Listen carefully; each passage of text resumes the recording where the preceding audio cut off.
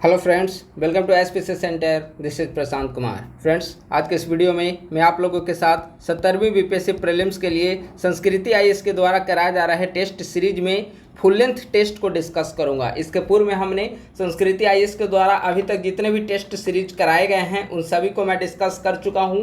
तो आज इसी कड़ी के रूप में एक फुल लेंथ टेस्ट को डिस्कस किया जाएगा। तो आइए हम लोग इसका डिस्कशन प्रारंभ करते हैं।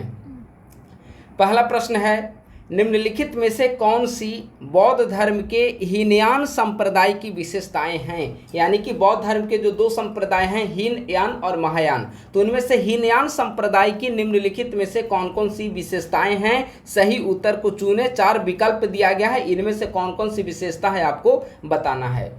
पहला है कि महात्मा बुद्ध की स्तुति महापुरुष के रूप में। देखिए यह सही है। हीनयान संप्रदाय जो है वह महात्मा बुद्ध की जो स्तुति है वह महापुरुष के रूप में करते हैं। वहीं अगर आप महायान देखेंगे तो महायान ने गौतम बुद्ध की स्तुति देवता के रूप में की है। ठीक है, तो पहला स्टेटमेंट सही है। दूसरा, निर्वाण प्राप्ति व्यक्ति का अंतिम लक्ष्य होना चाहिए, बिल्कुल सही है। तीसरा, मुख्य आदर्श अरहत पद को प्राप्त करना, यह भी सही है। चौथा, निर्वाण प्राप्ति के लिए बुद्ध के प्रति विश्वास एवं भक्ति पर बल, यह गलत है। निर्वाण प्राप्ति के उन्होंने स्वयं के प्रति विश्वास एवं भक्ति पर बल की बात कही है। ठीक है, तो पहला, दूसरा और तीसरा इसका सही है, चौथा गलत है। तो कौन सा सही है? तो इसका आंसर हो जाएगा ऑप्शन नंबर बी।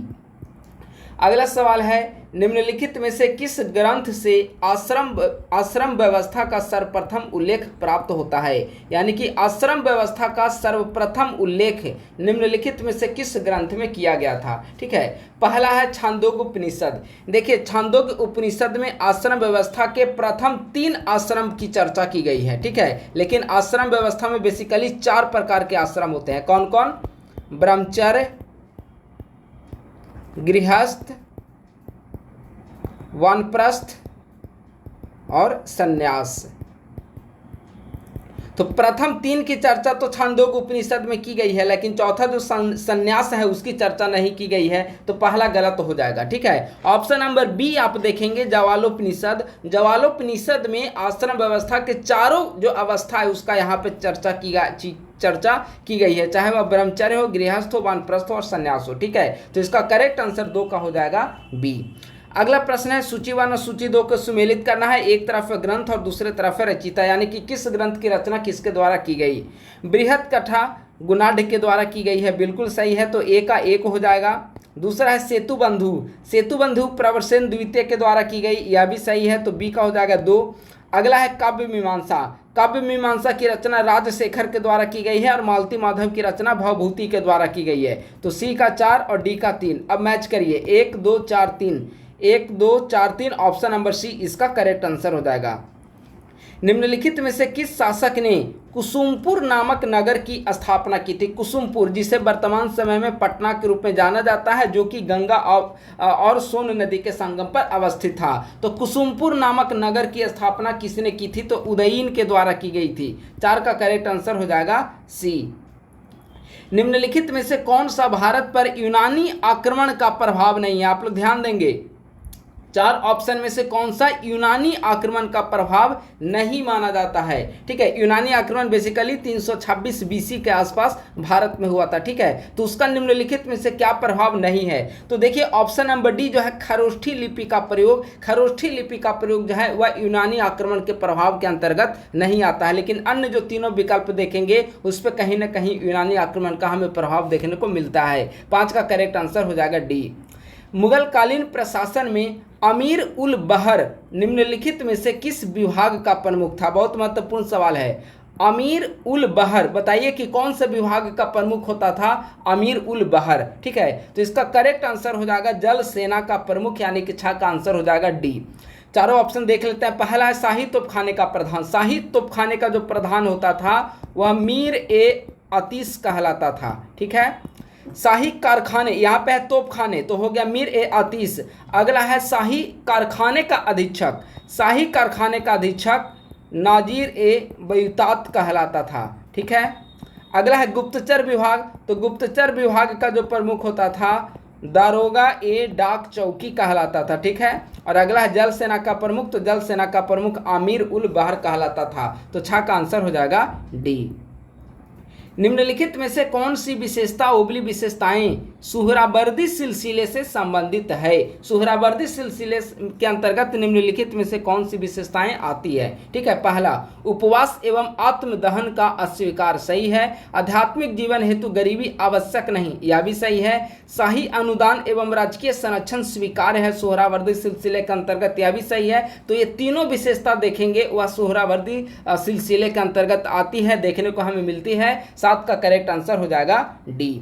अगला प्रश्न है, विजयनगर के निम्नलिखित में से किस शासक ने तेलुगु ग्रंथ में अमुक्तमाल्याद की रचना की है? बहुत महत्वपूर्ण और आसान सवाल है। अमुक्तमाल्याद, एक बात स्पष्ट है कि अमुक्तमाल्याद की रचना जो है वह तेलुगु में की गई है, तेलुगु ग्रंथ है, ठीक है। तो अमुक्तमाल्याद की रचना किसके द्वारा की गई है? कृष्णदेव राय के द्वारा की गई है। 8 का आंसर हो जाएगा सी। मुगल कालीन चित्रकला शैली के संदर्भ में निम्नलिखित कथनों पर विचार करें, ठीक है। मुगल कालीन चित्रकला शैली के बारे में हमें बताना है, कौन सा कथन सही है उसे बताना है। पहला, यह इस्लामिक एवं यूरोपीय दृश्य संस्कृति का सम्मिश्रित रूप था, सही है। जो मुगल कालीन चित्रकला शैली है वह इस्लामिक और यूरोपीय दोनों का मिश्रित शैली है, पहला तो सही हो गया। दूसरा, यह शैली सूक्ष्म तकनीक एवं यथार्थवादी चित्रण पर केंद्रित है, यह भी सही है। सशक्त रेखांकन एवं बहुरंगी रंग योजना इसकी प्रमुख विशेषता है, गलत है, ठीक है। तो इसका जो कौन सा कथन सही है? तो 1 और 2 इसका सही है, लेकिन ऑप्शन नंबर 3 जो है वह इनकरेक्ट है। इसका आंसर हो जाएगा 9 का ए। लिंगराज मंदिर के संदर्भ में निम्नलिखित कथनों पर विचार करें, ठीक है। लिंगराज मंदिर यह पंचायतन शैली में निर्मित है, गलत है। लिंगराज मंदिर जो है वह या तो कलिंग शैली इसको आप बोल सकते हैं या देऊर शैली बोल सकते हैं, ठीक है। तो यह कलिंग शैली या देऊर शैली में निर्मित है, तो पहला तो गलत हो गया। दूसरा, यह वैष्णव एवं शैव संप्रदाय के समन्वय का प्रतीक है, बिल्कुल सही है। लिंगराज मंदिर की विशेषता है कि वैष्णव और शैव दोनों की एक समन्वय का प्रतीक है। मंदिर की छतों पर घुड़सवार फौज की आकृतियां अलंकृत की गई है, यह भी सही है। तो इसका आंसर हो जाएगा 2 और 3 सही है, यानी कि 10 का आंसर सी। सबने अवज्ञा आंदोलन के संदर्भ में गांधी जी के द्वारा प्रस्तुत की गई 11 सूत्रीय मांगों का प्रकाशन निम्नलिखित में से किस समाचार पत्र में किया गया था? तो गांधी जी ने सबने अवज्ञा आंदोलन के दौरान जिन 11 सूत्रीय मांगों की 11 सूत्रीय मांग अंग्रेजों के समक्ष रखी थी उसे यंग इंडिया में पब्लिश किया गया था, उसका प्रकाशन किया गया था। 11 का आंसर हो जाएगा सी।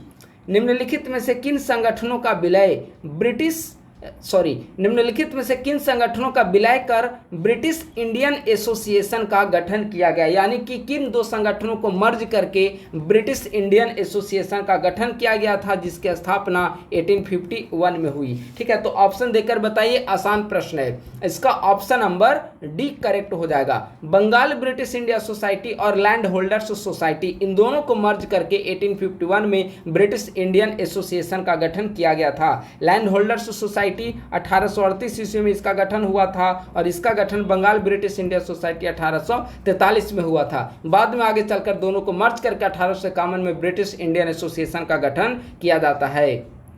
अगला सवाल है, मौलाना अबुल कलाम आज़ाद के द्वारा निम्नलिखित में से किन पत्र उबली पत्रिकाओं का संपादन किया गया था? ठीक है, तो बताइए मौलाना अबुल कलाम आज़ाद के द्वारा किसका संपादन किया जाता था? पहला है कामरेड। कामरेड जो है वह मोहम्मद अली से संबंधित है, कामरेड मोहम्मद अली। हमदर्द भी मोहम्मद अली, ठीक है। अल हिलाल मौलाना अबुल कलाम आज़ाद, सही है। और अल बिलाग भी मौलाना अबुल कलाम आज़ाद, यानी कि मौलाना अबुल कलाम आज़ाद से संबंधित है अल हिलाल और अल बिलाग, यानी कि 2 और 4। ऑप्शन नंबर बी देखिए, 13 का आंसर हो जाएगा बी। और ऑप्शन नंबर 1 और 3 मोहम्मद अली से संबंधित है, 2 और 4 अबुल कलाम आज़ाद से संबंधित है। निम्नलिखित युग्मों में से कौन सा सही सुमेलित नहीं है? ठीक है, यानी कि कौन सा गलत है बताना है। तेलंगाना आंदोलन 1946 सत्य है। पावना विद्रोह 1873 सत्य है। एका आंदोलन 1921 यह भी सत्य है। मुआमरिया विद्रोह 1869 गलत है। 1869 में नहीं बल्कि 1769 में असम में हुआ था मुआमरिया विद्रोह, ठीक है। तो 14 का आंसर हो जाएगा डी गलत है, बाकी ए, बी एंड सी सही हैं। निम्नलिखित में से कौन से निर्णय कांग्रेस के नागपुर अधिवेशन से संबंधित है। ठीक है, नागपुर अधिवेशन कब हुआ? दिसंबर 1920 में नागपुर अधिवेशन हुआ था। ठीक है, तो कौन सा नागपुर अधिवेशन से संबंधित है? पहला, कांग्रेस कार्यकारिणी समिति का गठन, बिल्कुल सही है, और 15 सदस्यीय कांग्रेस कार्यकारिणी समिति के गठन की बात की गई थी, पहला तो सही हो गया। दूसरा, असहयोग आंदोलन के कार्यक्रम का अनुमोदन, यह भी सही है, यानी कि असहयोग आंदोलन प्रारंभ करने का अनुमोदन कांग्रेस के किस अधिवेशन में दिया गया? तो नागपुर अधिवेशन, जिसका आयोजन दिसंबर 1920 में किया गया। कांग्रेस के द्वारा संवैधानिक दायरे से बाहर जनसंघर्ष की अवधारणा को स्वीकार करना, यह भी सही है। तो नागपुर अधिवेशन से संबंधित तीनों सही हैं, 15 का आंसर हो जाएगा डी। मुस्लिम लीग के लाहौर अधिवेशन 1940 में जो हुआ था, लाहौर अधिवेशन में पहली बार पृथक पाकिस्तान की मांग को स्वीकार किया गया। इस अधिवेशन की अध्यक्षता निम्नलिखित में किसने की? यानी कि मुस्लिम लीग के लाहौर अधिवेशन की अध्यक्षता किसके द्वारा की गई? तो मोहम्मद अली जिन्ना के द्वारा की गई, 16 का आंसर हो जाएगा सी। कांग्रेस के द्वारा जालियांवाला बाग हत्याकांड की जांच के लिए गठित समिति के अध्यक्ष निम्नलिखित में से कौन थे? देखिए, जब 13 अप्रैल 1919 ईस्वी को जालियांवाला बाग हत्याकांड की घटना घटित हुई तो आईएनसी, इंडियन नेशनल कांग्रेस के द्वारा तहकीकात समिति का गठन किया गया। ठीक है, तो प्रश्न है कि इस तहकीकात समिति के अध्यक्ष कौन थे? तो अध्यक्ष मदन मोहन मालवीय को बनाया गया था। अगर अन्य सदस्य के बारे में अगर आप जानेंगे तो अन्य सदस्य में महात्मा गांधी को बनाया गया था, मोतीलाल इसके अन्य सदस्य थे, अब्बास तैयबी भी इसके सदस्य थे। ठीक है, सीआर दास भी इसके सदस्य थे और पुपुल जयकर भी इसके सदस्य थे। लेकिन अगर यहाँ पे अध्यक्ष पूछा गया तो मदन मोहन मालवीय इसका आंसर होगा। अन्य सदस्यों में, तहकीकात समिति के अन्य सदस्यों में आप महात्मा गांधी, मोतीलाल नेहरू, अब्बास तैयबी, सीआर दास, पुपुल जयकर, इसका नाम आप लोग याद रखेंगे। 17 का आंसर ए। कौन से प्रावधान 1833 के चार्टर एक्ट से संबंधित हैं? बताइए, 1833 के चार्टर एक्ट में निम्नलिखित में से किसका वर्णन किया गया है? प्रशासन का केंद्रीयकरण, सत्य है। नियुक्तियों में योग्यता को वरीयता, सत्य है। दास्ता को अवैध घोषित किया गया, यह भी सत्य है। और गवर्नर जनरल की परिषद में कानूनी सदस्य की नियुक्ति की बात की गई, यह भी सत्य है। तो चारों स्टेटमेंट यहाँ पे सत्य हैं, यानी कि इसका करेक्ट आंसर 18 का हो जाएगा डी। सूची 1 और सूची 2 से मैच करना है। ठीक है, अब मैच करिए। एक तरफ है आयोग और दूसरे तरफ विषय, यानी कि किस आयोग का गठन किस विषय से संबंधित है। पहला है फ्रेजर आयोग।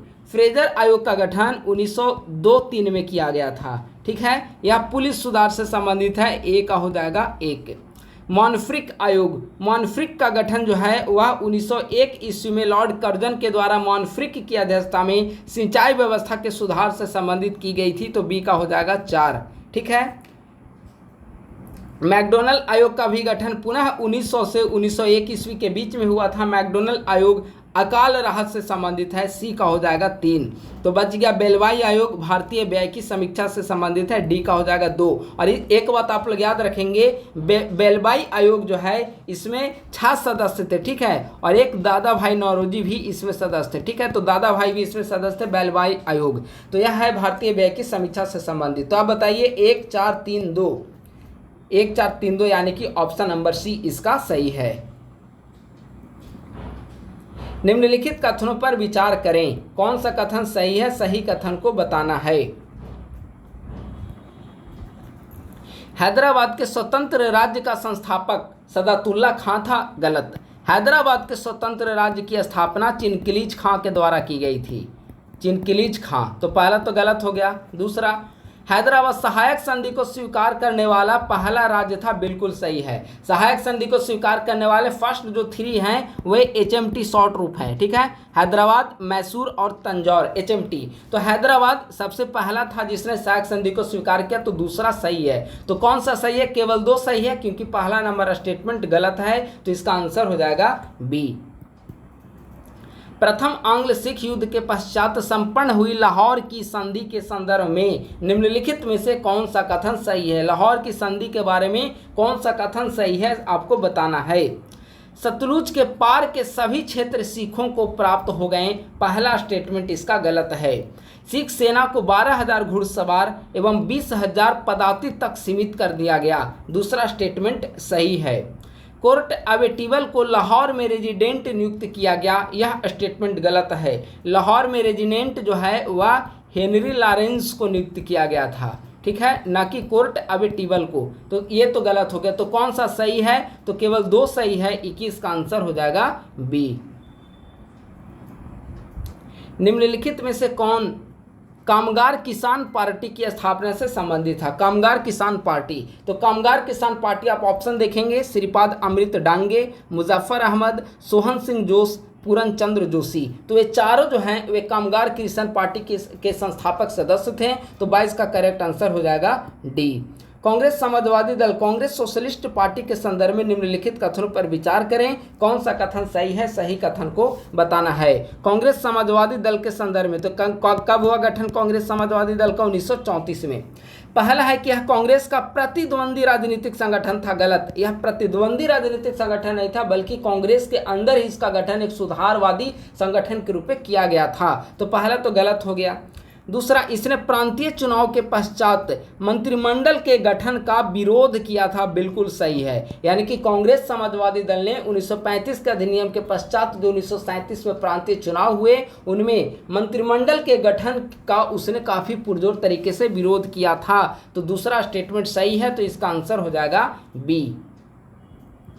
निम्नलिखित में से कौन से कार्य लॉर्ड रिपन के कार्यकाल से संबंधित हैं? लॉर्ड रिपन 1880 से 84 ईस्वी तक। इसके पूर्व में लॉर्ड लिटन होता है 1876 से 80 तक, लॉर्ड रिपन 1880 से 84 तक। तो बताइए लॉर्ड रिपन के कार्यकाल से संबंधित कौन सा कथन मैच कर रहा है? ठीक है, पहला है भारतीय भाषा समाचार पत्र अधिनियम को रद्द करना, सही है। प्रथम फैक्ट्री अधिनियम को पारित करना, सही है। कब? 1881 में। और हमने बताया कि 80 से 84 तक यही रहा, तो सही हो गया। भारतीय शस्त्र अधिनियम भी इसी के समय लाया गया था, 1800, एग्जैक्ट डेट याद नहीं है, लेकिन भारतीय शस्त्र अधिनियम बनाना इसी के अंतर्गत आया था। सिविल सेवा परीक्षा में आयु 21 वर्ष से कम करके 19 वर्ष तक, सॉरी ऑप्शन नंबर 3 गलत होगा। भारतीय शस्त्र अधिनियम जो है वह 1878 में आया था और 1878 लॉर्ड लिटन का काल था। ठीक है, तो ऑप्शन नंबर 3 गलत है। चौथा, सिविल सेवा परीक्षा में आयु 21 वर्ष से कम करके 19 वर्ष का कर दिया गया था, यह भी स्टेटमेंट गलत है। तो लॉर्ड रिपन के संदर्भ में यहाँ पर केवल 2 सही हैं, ऑप्शन नंबर 1 और 2। तो इसका आंसर हो जाएगा 24 का ए। अगला सवाल है, निम्नलिखित कथनों पर विचार करें, उपर्युक्त में से कौन सा कथन सही है? सही कथन को बताना है। खराज मुसलमानों से वसूल किया जाने वाला भूमि कर था, गलत है। खराज जो है वह गैर मुसलमानों से कलेक्ट किया जाता था, पहला तो गलत हो गया। इस्लाम के अनुसार खुम्स लूट में प्राप्त धन था जिसका 4/5 भाग शाही खजाने में रखा जाना था, गलत।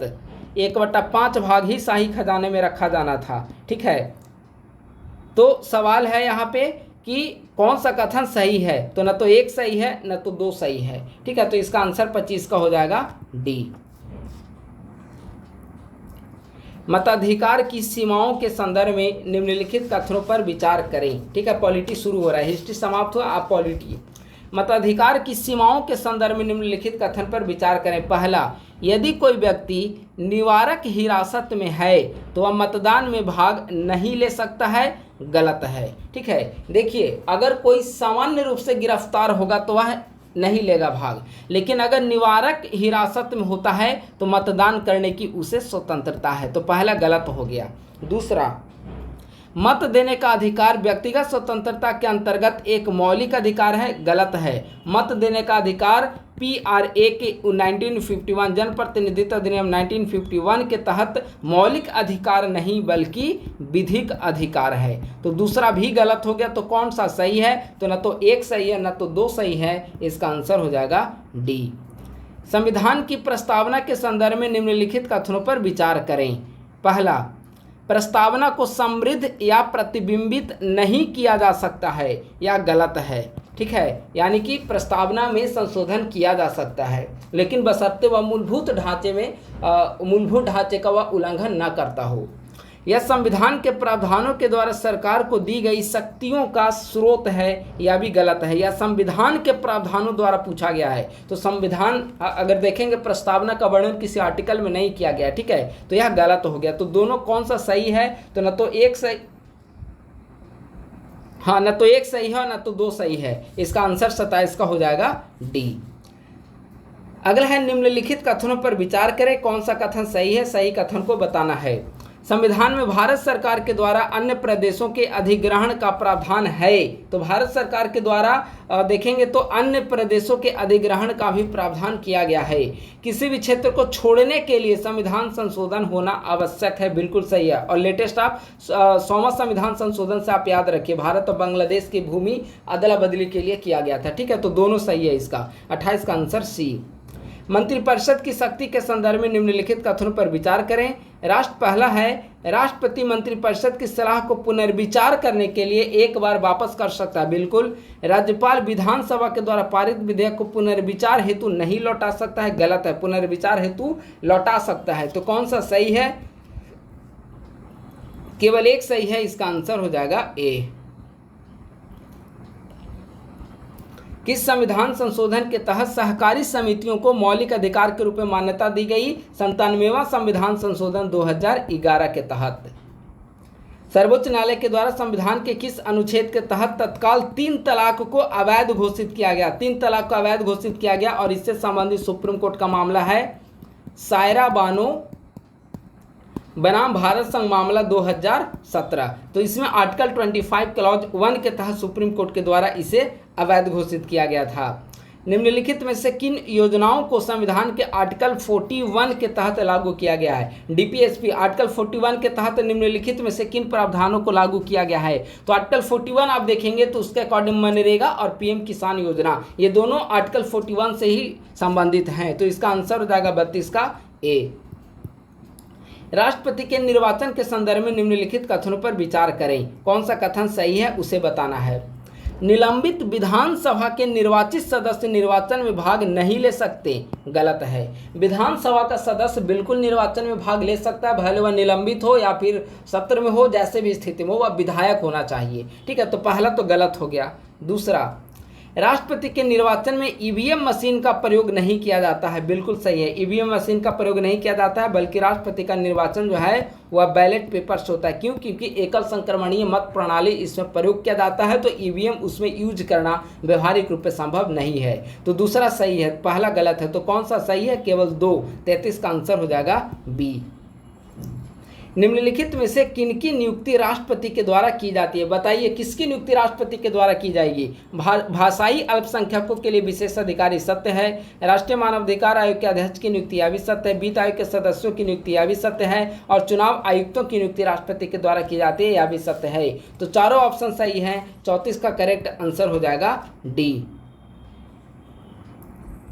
लोकसभा अध्यक्ष के संदर्भ में निम्नलिखित कथनों पर विचार करें, कौन सा कथन सही है? लोकसभा अध्यक्ष के संदर्भ में, पहला, अध्यक्ष सभा के विघटन के साथ ही पद को रिक्त कर देता है, यह गलत है।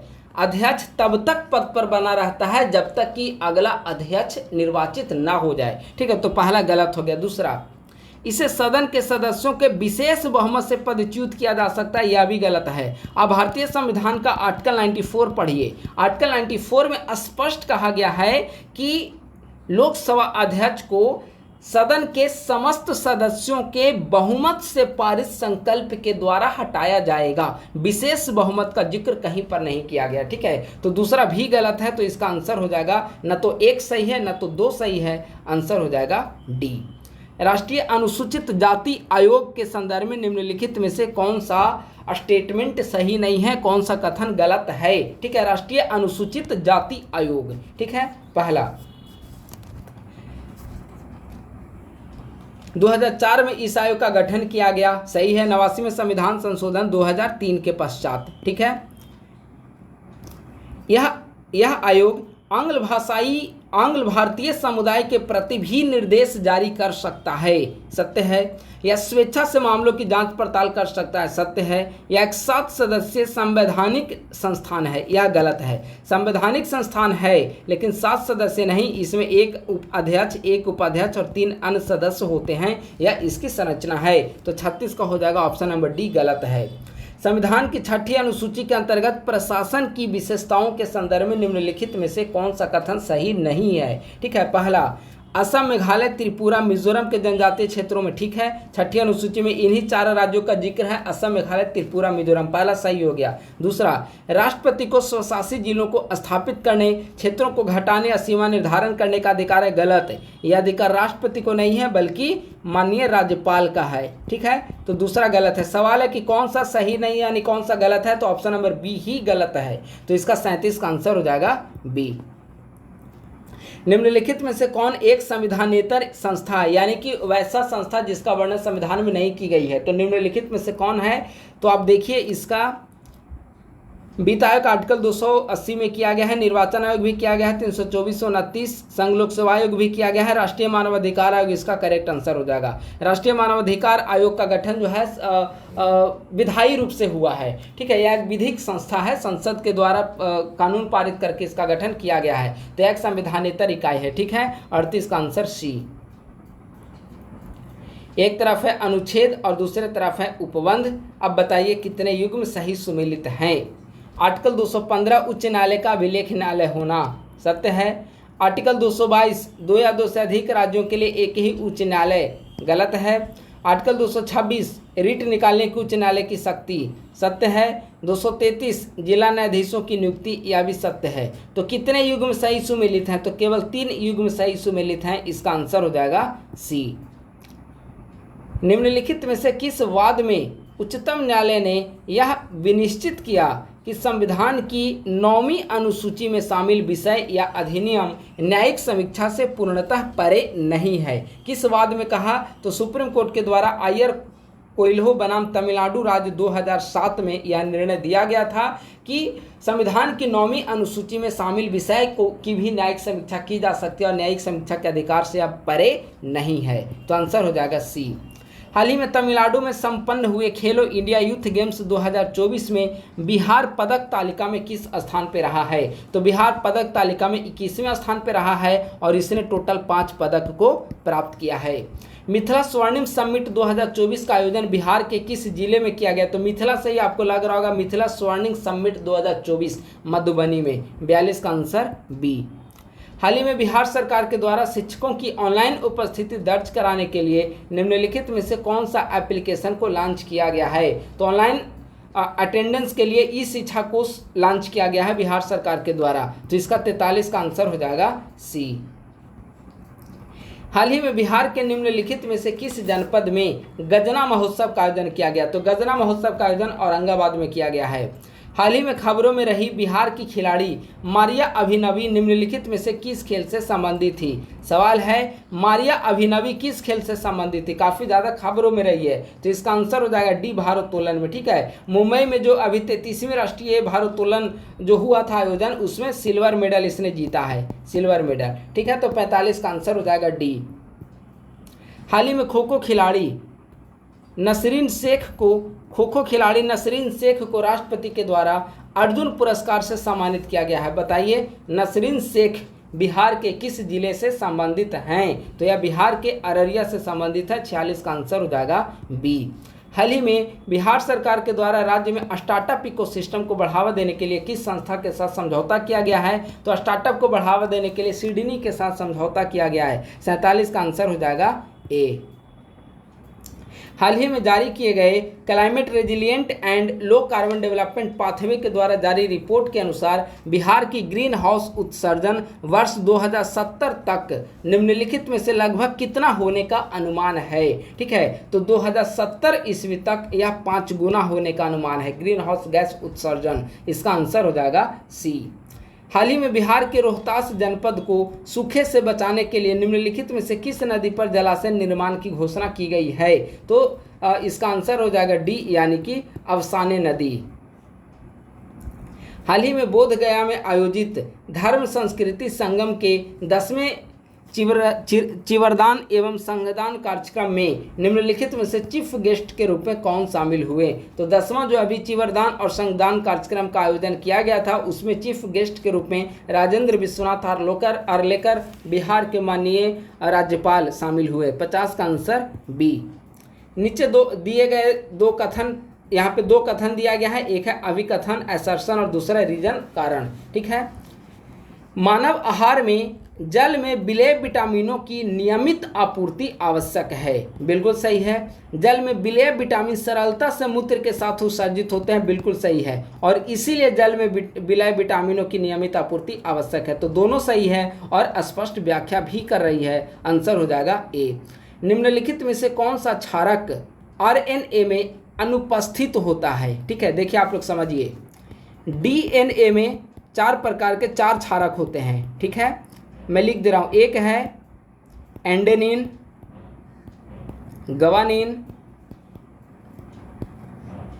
साइटोसिन और थाइमिन। ठीक है, ये 4 क्षारक डीएनए में हैं। आरएनए में भी 4 क्षारक होते हैं। पहला 3 तो सेम है, एडेनिन, गवानिन, साइटोसिन, ये 3 तो सेम है, लेकिन इसमें थाइमिन के जगह पे यूरोसोल होता है आरएनए में। ठीक है, अब सवाल पढ़िए। सवाल है कि निम्नलिखित में आरएनए में अनुपस्थित होता है। ठीक है, और ऑप्शन में देखिए यहाँ पे थाइमिन भी दिया हुआ है। तो थाइमिन जो है वह तो डीएनए में होता है, आरएनए में होता नहीं है। आरएनए में थाइमिन के जगह पे यूरोसोल होता है। ठीक है, तो 52 का आंसर हो जाएगा डी। भाप अंगार गैस के घटक निम्नलिखित में से कौन सा है? तो CO+H2 भाप अंगार गैस का घटक है, कार्बन मोनोऑक्साइड और हाइड्रोजन। निम्नलिखित कथनों पर विचार करें। ठीक है, कौन सा कथन सही है उसे बताना है। ध्वनि की चाल ठोस में सर्वाधिक और द्रव में न्यूनतम होती है, यह गलत है। ऑपोजिट यहाँ पे दिया गया है। किसी माध्यम में ध्वनि की चाल माध्यम के ताप पर निर्भर करती है, सत्य है। ध्वनि के परावर्तन के कारण स्टेथोस्कोप के द्वारा हृदय की धड़कन डॉक्टरों को सुनाई देती है, यह भी सत्य है। तो 2 और 3 इसका सत्य है और पहला नंबर इसका गलत है। ठीक है, तो 2, 3 ऑप्शन नंबर सी करेक्ट हो जाएगा। निम्नलिखित घटनाओं पर विचार करें। ठीक है, कौन सी घटनाएं प्रकाश के अपवर्तन का परिणाम है? रेगिस्तान में मरीचिका पूर्ण आंतरिक परावर्तन के कारण होता है, पहला गलत हो गया। दूसरा, तारों का टिमटिमाना, ठीक है, प्रकाश का अपवर्तन के कारण होता है। द्रव में अंशतः डूबी हुई छड़ का टेढ़ा दिखाई देना, यह भी अपवर्तन के कारण होता है। पानी में हवा के बुलबुले का चमकना फिर से यह पूर्ण आंतरिक परावर्तन का उदाहरण है। तो क्या इसका आंसर हो जाएगा? 2 और 3 सही है। ठीक है, तो इसका आंसर हो जाएगा बी।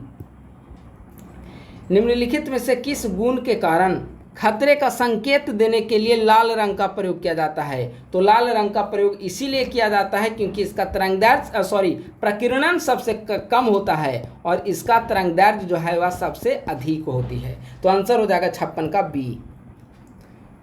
फिर से है कथन और कारण, असर्शन और रीजन। बिलियन में प्रकाश का मार्ग दिखाई नहीं देता है। ठीक है, बिल्कुल सही है। दूसरा, अपने छोटे आकार के कारण बिलियन के कण गुजर रहे प्रकाश की किरणों को फैला देते हैं, या तो गलत हो गया। ठीक है, तो कह रहे कौन सा सही है? तो ए सही है, आर गलत है। 57 का आंसर हो जाएगा सी। जल की कठोरता अस्थायी या अस्थायी दोनों प्रकार की हो सकती है। तो जल की अस्थायी कठोरता का क्या कारण है? तो जल की अस्थायी कठोरता का कारण है कैल्शियम और मैग्नीशियम के सल्फेट। निम्न में से किसका प्रयोग चूहा विष के लिए किया जाता है? बहुत आसान प्रश्न है। जिंक फॉस्फाइड का प्रयोग चूहा विष के लिए किया जाता है।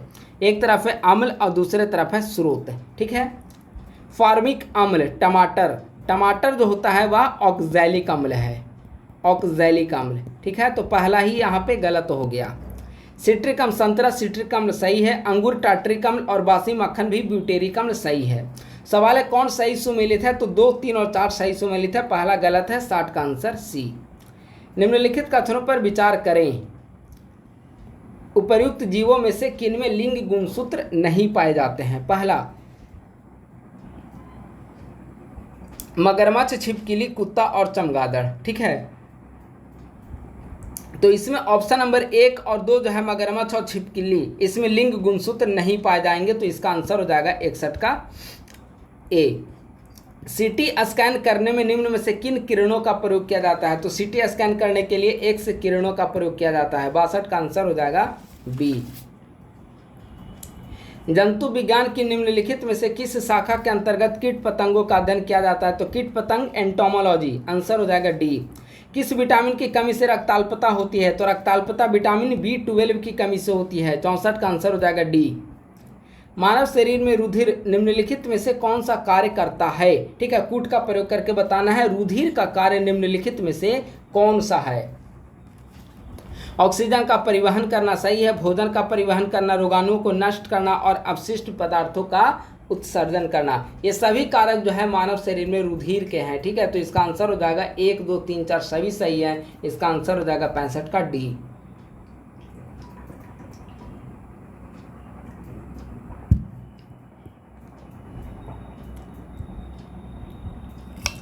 निम्नलिखित में से कौन सही सुमेलित नहीं है, यानी कि कौन गलत है उसे बताना है। ठीक है, जाइलम जल का परिवहन सही है, रंध्र वाष्पोत्सर्जन सही है, मूलरोम जल का अवशोषण सही है, फ्लोएम प्रकाश संश्लेषण गलत है। फ्लोएम जो है वह बेसिकली भोजन को पत्तियों से विभिन्न मार्गों में ले जाने का पहुंचाने का काम करता है। ठीक है, तो चौथा गलत है, इसका आंसर हो जाएगा डी। निम्नलिखित कथन पर विचार करें, सही कथन को बताना है। अंडाशय से विकसित फल को आभासी फल कहा जाता नहीं, जो अंडाशय से विकसित होगा उसे हम लोग वास्तविक कहते हैं। पहला तो गलत हो गया। दूसरा, अनिकेश जनित फल बीज रहित होते हैं, यह सही है। अनिकेश जनित फल जो होते हैं वह बीज रहित होते हैं। तो कौन सा सही है? केवल 2 सही है। 67 का आंसर हो जाएगा बी। पारिस्थितिकी तंत्र के कार्यों के संदर्भ में निम्नलिखित कथनों पर विचार करें, कौन सा कथन सही है? यह अपना संतुलन बनाए रखने में सक्षम है, सत्य है। तंत्र की कार्यात्मक विशेषताओं व घटकों में पारस्परिक संबंध है, सत्य है। ये दोनों सत्य हैं। हेट्रोट्रॉप्स इस तंत्र में पोषक तत्वों के पुनर्चक्रण में महत्वपूर्ण भूमिका निभाता है, यह गलत है। तो पारिस्थितिकी तंत्र से संबंधित 1 और 2 सत्य है, इसका आंसर हो जाएगा बी। इकोटोन बहुत आसान सवाल है। इकोटोन के संदर्भ में निम्नलिखित कथनों पर विचार करें।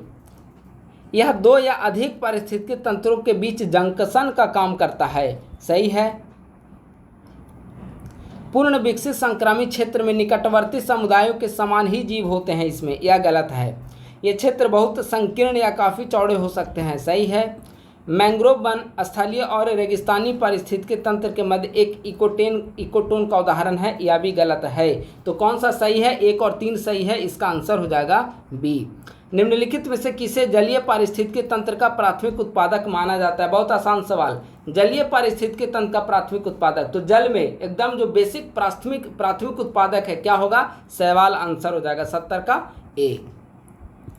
अब यहाँ पे 10 सवाल मैथ से जुड़े हुए हैं, ठीक है, तो इससे हम लोग आगे बढ़ रहे हैं। मैथ का सवाल अब आइए 81 नंबर, बहुत अच्छा सवाल है। 81 नंबर, राष्ट्रीय औषधीय शिक्षा एवं अनुसंधान संस्थान बिहार के किस जिले में स्थित है? ठीक है, तो राष्ट्रीय औषधीय शिक्षा एवं अनुसंधान संस्थान हाजीपुर में स्थित है। इसके अलावा देखेंगे, अगर पूछ लिया जाए कि लीची अनुसंधान संस्थान कहाँ है, तो लीची अनुसंधान संस्थान मुजफ्फरपुर में है। अगर आपसे पूछ लिया जाए कि मखाना अनुसंधान संस्थान कहाँ है, तो मखाना अनुसंधान संस्थान दरभंगा में है। ठीक है, तो उसी प्रकार से राष्ट्रीय औषधीय शिक्षा एवं अनुसंधान संस्थान हाजीपुर में है। एक तरफ है अभिलेख, दूसरी तरफ है संबंधित शासक। निम्नलिखित में से कौन सही सुमेलित नहीं है, इसे आपको बताना है। भभुआ अभिलेख शेरशाह सही है, सुमेलित है ये। राजगीर जैन अभिलेख गयासुद्दीन तुगलक गलत है। जब आप मध्यकालीन बिहार पढ़ेंगे तो FST फिरोज शाह तुगलक के द्वारा राजगीर जैन अभिलेख का काम किया गया था, तो दूसरा गलत हो गया। सनोखर अभिलेख बल्लाल सेन सत्य है। बेनीवन अभिलेख MBT मोहम्मद बिन तुगलक, यह भी सत्य है। तो कौन सही सुमेलित नहीं है? तो ऑप्शन बी सही सुमेलित नहीं है। 82 का आंसर हो जाएगा बी। शेर घाटी कहाँ पर है? शेर घाटी गया में। शेर घाटी में प्रागैतिहासिक मानव के 2 चट्टानी आवास प्राप्त हुए हैं। यह बिहार के किस जिले से संबंधित है? अभी हमने बताया शेर घाटी बिहार के गया जिले से संबंधित है, NH2 पर अवस्थित है। ठीक है, तेलहर कुंड बहुत आसान सवाल है, बताइए तेलहर कुंड जलप्रपात बिहार के किस जिले में स्थित है? तेलहर कुंड कैमूर। फणींद्रनाथ घोष जिनके सरकारी गवाह बनने से भगत सिंह, सुखदेव और राजगुरु को फांसी दी गई थी, की हत्या निम्नलिखित में से किसके द्वारा की गई थी? यानी सवाल है कि फणींद्रनाथ घोष की हत्या निम्नलिखित में से किसके द्वारा की गई? तो वैकुंठ शुक्ल के द्वारा फणींद्रनाथ घोष की हत्या की गई थी। तो इसका 85 का आंसर हो जाएगा ए। बिहार के अनुसूचित जाति एवं जनजाति कल्याण विभाग SC&ST कल्याण विभाग की स्थापना किस वर्ष की गई थी? तो 2007 ईस्वी में की गई थी। इसका आंसर हो जाएगा 2007 ईस्वी। उरांव जनजाति बिहार के किस जिले से संबंधित है? उरांव जनजाति रोहतास और दरभंगा में उरांव जनजाति बड़े स्तर पर देखने को मिलते हैं। तो इसका आंसर हो जाएगा बी। वर्ष 2011 की जनगणना के अनुसार बिहार में दिव्यांग व्यक्तियों की संख्या कुल जनसंख्या का कितना प्रतिशत है? तो बिहार में कुल आबादी का 2.27% जो आबादी है वह दिव्यांग व्यक्तियों से संबंधित है। 2011 की जनगणना के अनुसार निम्नलिखित में से कौन सा न्यूनतम नगरीय जनसंख्या के अनुसार बिहार के जिलों का सही आरोही क्रम है? ठीक है, न्यूनतम नगरीय जनसंख्या के अनुसार यहाँ पर आरोही क्रम पूछा गया है। ठीक है, तो न्यूनतम है तो सबसे न्यूनतम शिवहर आता है। ठीक है, शिवहर के बाद अरवल आता है, अरवल के बाद कैमूर आता है, कैमूर के बाद खगड़िया आता है, उसके बाद मधेपुरा आता है। तो ऑप्शन नंबर ए इसका करेक्ट होगा। अगर आपसे पूछे, ये तो न्यूनतम हो गया, न्यूनतम नगरीय जनसंख्या, अगर सर्वाधिक नगरीय जनसंख्या आपसे पूछ लेता तो सबसे पहले पटना होता, पटना के बाद भागलपुर होता, उसके बाद गया होता, उसके बाद बेगूसराय होता, उसके बाद मुजफ्फरपुर होता। ठीक है, तो न्यूनतम और सर्वाधिक यह जानना आवश्यक है। 89 का आंसर हो जाएगा ए। 2011 की जनगणना के अनुसार जनघनत्व की दृष्टि से बिहार सभी राज्यों केंद्र शासित प्रदेशों सहित किस स्थान पर है? तो स्टेट, देखिए राज्य एवं यूटी दोनों को मिला देंगे तो छठे स्थान पे, केवल स्टेट अगर होगा तो पहले स्थान पे। ठीक है, कितना बिहार का जनघनत्व? 1106। तो सवाल है कि यूटी को मिलाकर कौन से स्थान पर है? तो छठे स्थान पे। आंसर हो जाएगा 90 का बी। हाल ही में ग्रामीण चिकित्सक आंदोलन को रेमन मैग्सेसे पुरस्कार 2024 से सम्मानित किया गया। बताइए ये किस देश से संबंधित हैं? ठीक है, तो ग्रामीण चिकित्सक जो आंदोलन है रेमन मैग्सेसे पुरस्कार 2024 से सम्मानित किया गया है। यह निम्नलिखित में से किस देश से संबंधित है? हाँ, तो ये बेसिकली थाईलैंड से संबंधित है। आंसर हो जाएगा इसका सी। हाल ही में आयोजित किए गए द्विपक्षीय सैन्य अभ्यास वरुण के संदर्भ में निम्नलिखित कथनों पर विचार करें। वरुण किनके बीच? भारत और फ्रांस के बीच।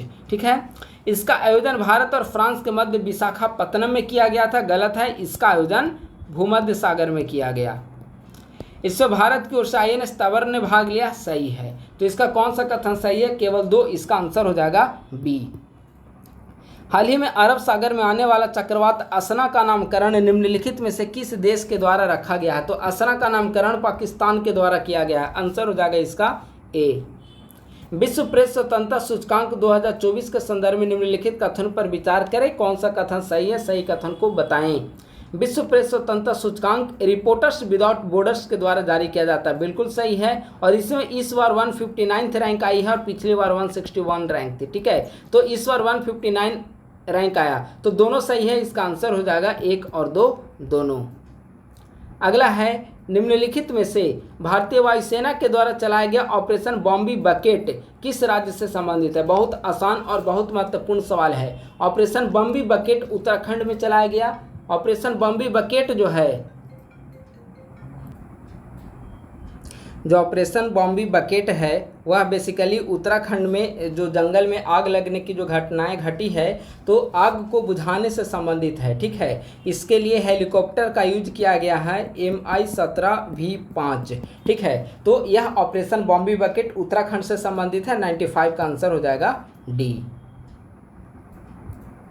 हाल ही में SCO शिखर सम्मेलन 2025 का आयोजन किस देश में किए जाने का निर्णय लिया गया है? ये 2025 का पूछा गया है, तो 2025 वाला चाइना में होगा और 2024 का जो हुआ अस्ताना कजाकिस्तान में। ठीक है, तो आंसर हो जाएगा इसका 96 का सी।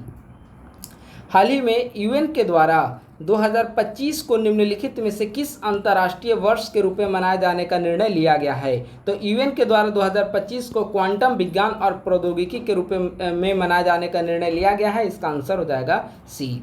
हाल ही में यूरो कप 2024 का खिताब स्पेन ने निम्नलिखित में से किस देश को हराकर जीता है? यूरो कप का खिताब किसको हराकर जीता? इंग्लैंड को हराकर जीता। मेजबानी किसके द्वारा की गई? जर्मनी के द्वारा। ठीक है, तो इसका आंसर हो जाएगा डी।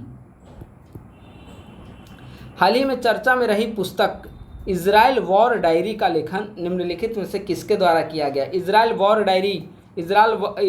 वॉर डायरी का लेखन जो है विशाल पांडे के द्वारा किया गया। ठीक है, तो इसका आंसर हो जाएगा बी। अगला है, एक तरफ है तिथि और दूसरे तरफ है दिवस। किस तिथि को कौन सा दिवस मनाया जाता है?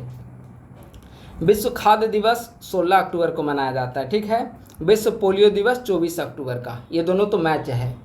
अंतर्राष्ट्रीय साक्षरता दिवस 8 सितंबर को मनाया जाता है, तो बच गया 10 सितंबर विश्व आत्महत्या निवारण दिवस। तो 2 1 3 4 ऑप्शन नंबर बी। अगला है, बरेल पहाड़ी निम्नलिखित में से किन राज्यों की सीमा को निर्धारित करती है? बरेल पहाड़ी, तो बरेल पहाड़ी नागालैंड और मणिपुर के बीच की सीमा को निर्धारित करेगी। 101 का आंसर हो जाएगा डी। धारवाड़ क्रम की चट्टानों के संदर्भ में निम्नलिखित कथनों पर विचार करें, कौन सा कथन सही है? धारवाड़ क्रम की चट्टानों के बारे में कौन सा कथन सही है? इसमें जीवाश्म अनुपस्थित होते हैं, सही है। इसमें धात्विक खनिजों का अभाव होता है, यह गलत है।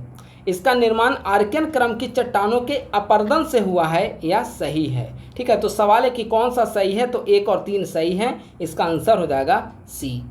लैटेराइट मिट्टी के संदर्भ में कौन सा कथन सही है? ठीक है, सही कथन को बताना है लैटेराइट मिट्टी के संदर्भ में।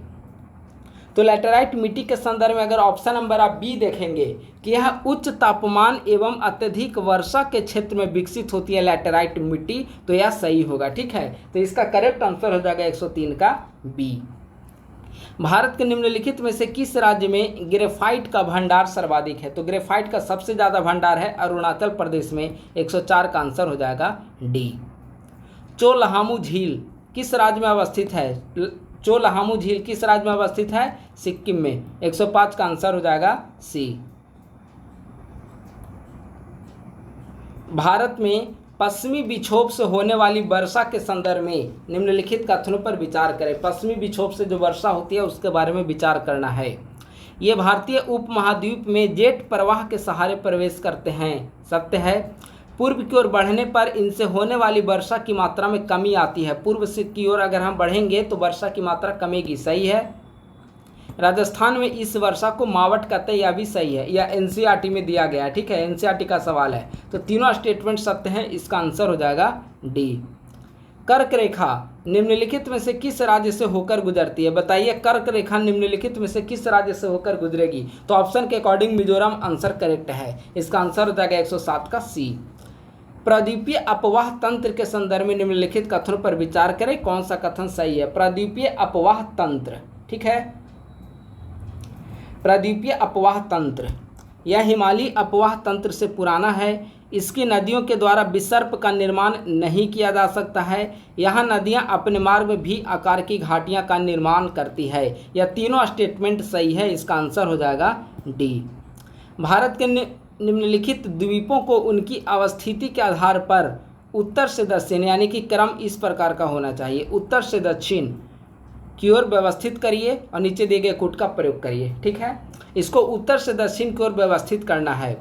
अब्दुल कलाम द्वीप, न्यूमोरो द्वीप, होप द्वीप और सेंट मेरी द्वीप। इसको आप लोग एटलस की सहारा से आप लोग मैप पे सर्च करने की कोशिश करें कौन कहाँ अवस्थित है। मैं आंसर बता दे रहा हूँ।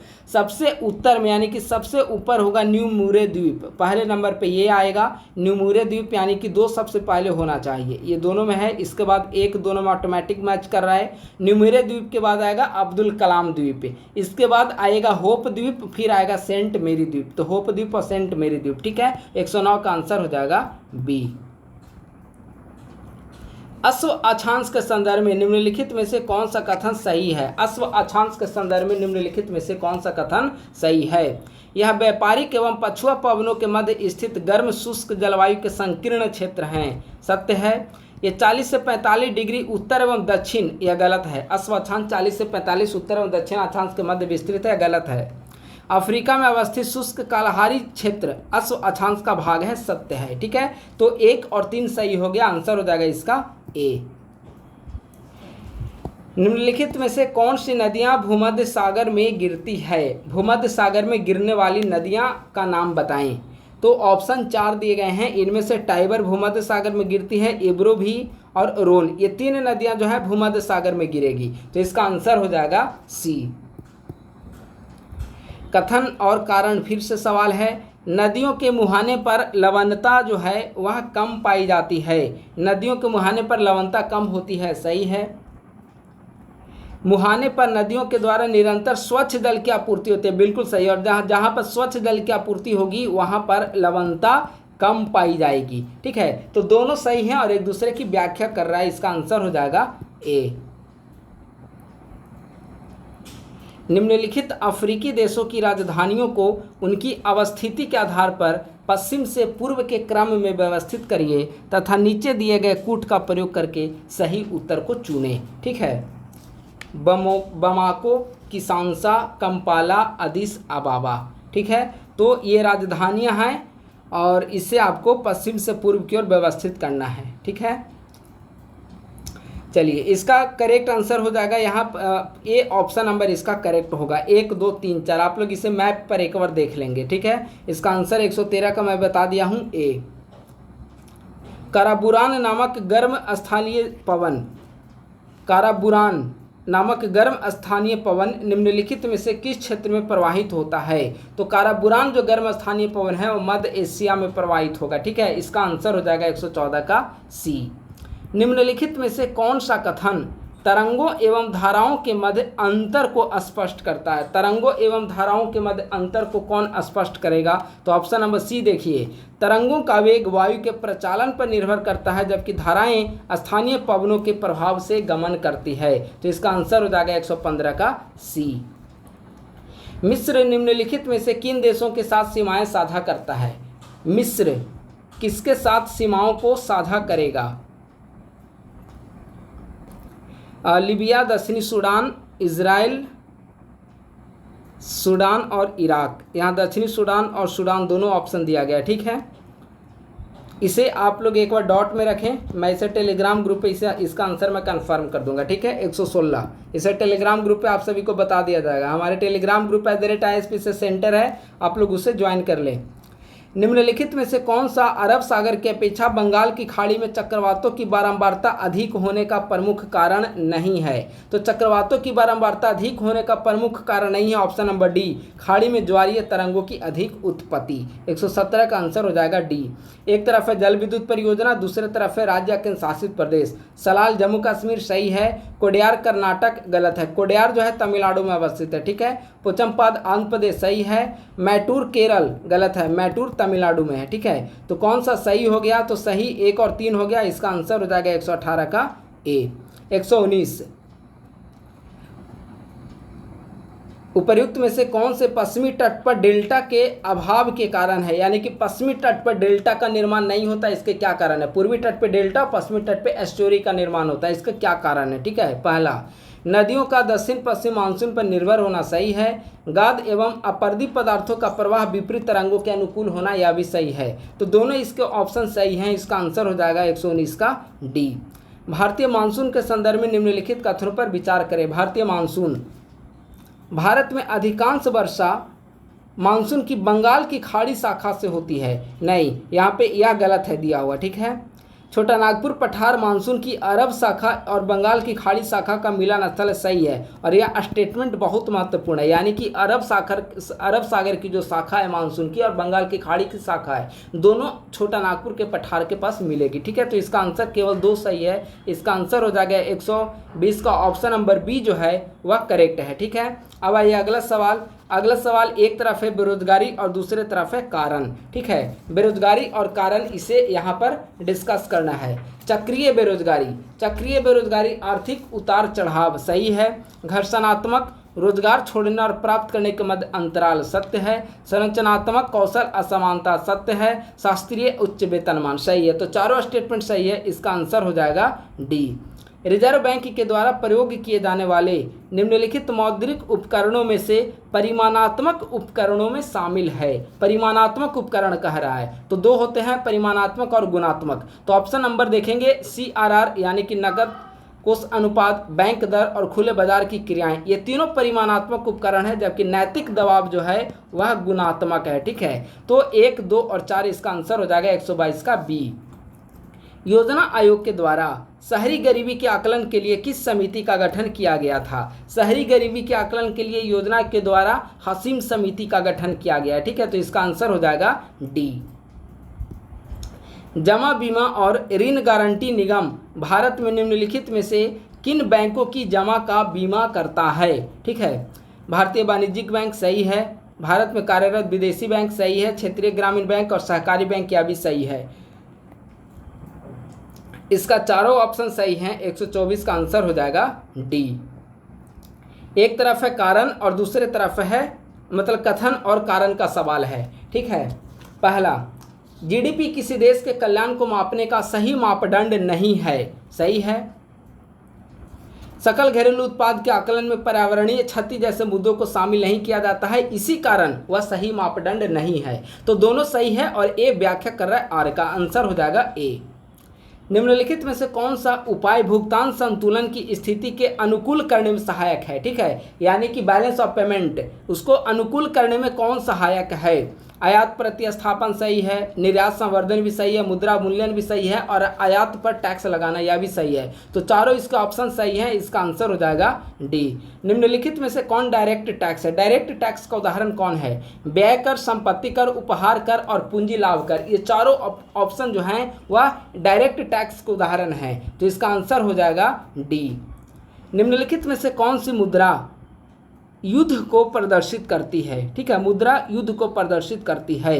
तो इसका आंसर हो जाएगा ऑप्शन नंबर बी।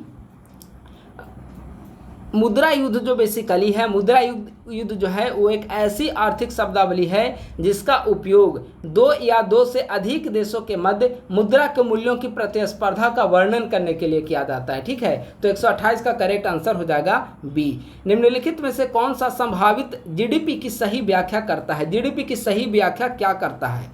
तो ऑप्शन नंबर सी देखिए, उत्पादन के सभी साधनों के अनुकूलतम उपयोग से प्राप्त सकल घरेलू अनुपात। ठीक है, तो इसका आंसर हो जाएगा 129 का सी। प्रच्छन्न बेरोजगारी के संदर्भ में निम्नलिखित में से कौन सा कथन सही है? प्रच्छन्न बेरोजगारी के संदर्भ में कौन सा कथन सही है? इसकी सीमांत उत्पादकता शून्य होती है, सही है। यह बेरोजगारी कृषि क्षेत्र में ज़्यादा पाई जाती है, यह भी सत्य है। यह बेरोजगारी व्यापक चक्र के कारण होती है, गलत। व्यापक चक्र के कारण चक्रीय बेरोजगारी होती है, ना कि प्रच्छन्न बेरोजगारी। तो 1 और 2 सही है, आंसर हो जाएगा ए। निम्न में से किस संगठन की स्थापना पर्यावरण संरक्षण अधिनियम 1986 के अंतर्गत की गई थी? पर्यावरण संरक्षण अधिनियम 1986 के अंतर्गत किसकी स्थापना की गई थी? पहला एनजीटी, तो एनजीटी की स्थापना 2010 में किया गया, तो पहला तो होगा नहीं। दूसरा केंद्रीय प्रदूषण नियंत्रण बोर्ड, इसका गठन 1974 में किया गया, यह भी नहीं होगा। भारतीय वन्यजीव संस्थान 1982 में किया गया, यह भी नहीं होगा। तो बच गया कौन? Option number C. तो इसका हो जाएगा 131 का सी। प्रकाश प्रदूषण के संदर्भ में निम्नलिखित कथनों पर विचार करें। इसका प्रमुख कारण कृत्रिम प्रकाश का अत्यधिक और अनावश्यक प्रयोग है, सत्य है। इससे वातावरण में कार्बन डाइऑक्साइड की मात्रा में वृद्धि होती है, यह भी सत्य है। और इसकी रोकथाम हेतु डार्क स्काई मूवमेंट प्रारंभ किया गया है, यह भी सत्य है। तो तीनों स्टेटमेंट सही है इसका। ठीक है, अब इसका विकल्प देखिए, विकल्प में ऑप्शन नंबर डी देखिए, तीनों सही है। ब्लैक कार्बन के संदर्भ में निम्नलिखित कथन पर विचार करें। ब्लैक कार्बन, इस पर विचार करना है। यह जीवाश्म ईंधन के पूर्ण दहन से उत्पन्न होता है, गलत। पूर्ण दहन से ब्लैक कार्बन नहीं उत्पन्न होगा, अधूरे दहन से उत्पन्न होगा, तो पहला तो गलत हो गया। दूसरा, यह महासागरों के जल स्तर में वृद्धि का प्रमुख कारण है, सही है। यह वातावरण में अस्थायी रूप से जमा हो जाता है, गलत है। तो केवल 2 सही है, आंसर हो जाएगा बी। पारिस्थितिकी अनुक्रमण के संदर्भ में निम्नलिखित कथनों पर विचार करें। पारिस्थितिकी अनुक्रमण पर विचार करना है। चरमोत्कर्ष समुदाय पारिस्थितिकी अनुक्रमण का प्रारंभिक या पहला चरण है, गलत। प्राथमिक अनुक्रमण तब होता है जब भूमि का एक नया टुकड़ा पहली बार बनाया या उजागर किया जाता है, सही है। और जंगल की आग के पश्चात होने वाले अनुक्रमण की गति नवनिर्मित जलाशय के अनुक्रमण से तीव्र होती है, यह भी सही है। तो दोनों सही है, 2 और 3, इसका आंसर हो जाएगा सी। किसी क्षेत्र में मानव हस्तक्षेप के द्वारा या प्राकृतिक कारणों से वनस्पतियों के नष्ट हो जाने के बाद वनस्पतियों का पुनः विकास होना निम्नलिखित में से क्या कहलाता है? तो इसका आंसर हो जाएगा डी, द्वितीयक जैविक अनुक्रमण। जब किसी जलीय क्षेत्र या समुद्र के फाइटोप्लैंक्टन में अचानक से तीव्र वृद्धि होती है, कारण स्वरूप उसका रंग परिवर्तन हो जाता है। ये जो पूरी प्रोसेस या जो घटना होती है, इस घटना को किस नाम से जाना जाता है? तो इस घटना को रेड टाइड के नाम से जाना जाता है। इसका आंसर हो जाएगा डी। अगला सवाल है, निम्नलिखित में से कौन से प्राकृतिक वायु प्रदूषक कारक है? प्राकृतिक वायु प्रदूषक कारक निम्नलिखित में से कौन है? ज्वालामुखी उद्गार सही है, पौधों का वाष्पोत्सर्जन सही है, साल्ट स्प्रे सही है और कवक के बीजाणु सही है। ये चारों फैक्टर नेचुरल फैक्टर हैं, इसका आंसर हो जाएगा डी। निम्नलिखित कथनों पर विचार करें। उपर्युक्त में से कौन से वायुमंडल में CO2 के सांद्रण में वृद्धि का प्रभाव है? ठीक है, पहला, महाद्वीपीय हिमनद के गलन में तीव्रता सत्य है। सागरीय पारिस्थितिकी तंत्र की जैविक उत्पादकता में तीव्र कमी, यह भी सही है। महासागरीय जल की अम्लता में वृद्धि, यह भी सही है। ठीक है, तो तीनों ऑप्शन सही हैं। 138 का हो जाएगा सी। निम्नलिखित में से कौन सा सैप्रोफाइट्स को उचित रूप से स्पष्ट करता है? सैप्रोफाइट्स को उचित रूप से क्या स्पष्ट करेगा? एक विषमपोषी पौधा जो पोषण के लिए मृत कार्बनिक पदार्थों पर निर्भर है, यही सैप्रोफाइट्स कहलाता है। इसका आंसर हो जाएगा बी।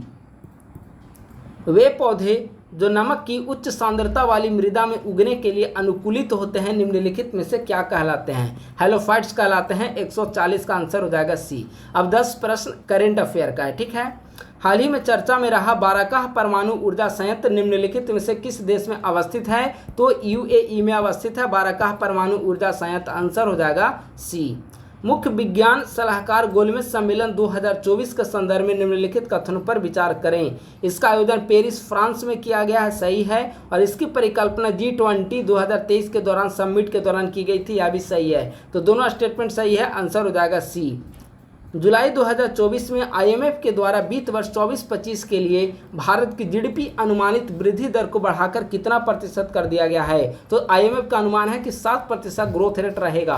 ठीक है, तो इसका आंसर हो जाएगा सी। वैश्विक 3D संग्रहालय का निर्माण निम्नलिखित में से किस शहर में किया जा रहा है? वैश्विक 3D संग्रहालय का निर्माण, तो वैश्विक 3D संग्रहालय का निर्माण वाराणसी में किया जा रहा है। 144 का आंसर हो जाएगा बी।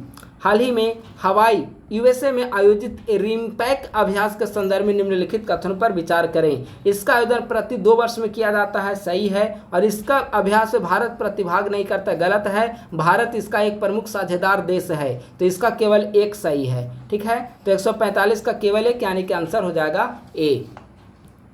हाल ही में चर्चा में रहा states of the world forest report किसके द्वारा की जाती है? तो state of the world forest report FAO के द्वारा जारी किया गया है। आंसर हो जाएगा इसका सी। हाल ही में खबरों में रहा उमलिंगला दर्रा, बताइए, बहुत आसान सवाल है। उमलिंगला दर्रा कहाँ अवस्थित है? लद्दाख में है उमलिंगला दर्रा। आंसर हो जाएगा इसका डी। हाल ही में खबरों में रहे चक्रवातीय तूफान डेबी ने निम्नलिखित में से किस देश को प्रभावित किया है? तो डेबी चक्रवाती तूफान जो है वह अमेरिका को प्रभावित किया है। हाल ही में केंद्र सरकार के द्वारा स्मार्ट सिटी मिशन की समय सीमा को बढ़ाकर कितना कर दिया गया है? तो स्मार्ट सिटी मिशन की समय सीमा को बढ़ाकर 31 मार्च 2025 कर दिया गया है। ठीक है, इसकी शुरुआत जो है 25 जून 2015 को की गई थी। आंसर हो जाएगा इसका ए। और आज का हम लोग लास्ट सवाल को डिस्कस कर रहे हैं। हाल ही में भारत की पहली नाइट स्ट्रीट रेसिंग प्रतियोगिता का आयोजन किस स्थान पर किया गया है? तो पहली नाइट स्ट्रीट रेसिंग प्रतियोगिता का आयोजन चेन्नई तमिलनाडु में। ठीक है, तो इसका आंसर हो जाएगा सी। तो दोस्तों, इस प्रकार से आज की इस वीडियो में हमने 17वीं BPSC प्रीलिम्स के लिए संस्कृति IAS के टेस्ट सीरीज को हमने डिस्कस किया है। इसके पूर्व में भी संस्कृति IAS का हमने कई सारे टेस्ट सीरीज को डिस्कस किया, जो कि 17वीं BPSC प्रीलिम्स के लिए काफ़ी महत्वपूर्ण सीरीज है। उम्मीद है कि आप लोग काफ़ी जोर शोर से तैयारी में लगे हुए होंगे, क्योंकि अब नोटिफिकेशन को लेकर लगभग सारी चीज़ें जो है वह क्लियर हो चुकी है। डेट आप सभी को आपके सामने पता है कि 17 नवंबर हमारा टारगेट है, तो उसी के अनुसार आप लोग रणनीति बनाकर अपनी तैयारी करते रहें। थैंक यू सो मच, बहुत बहुत धन्यवाद।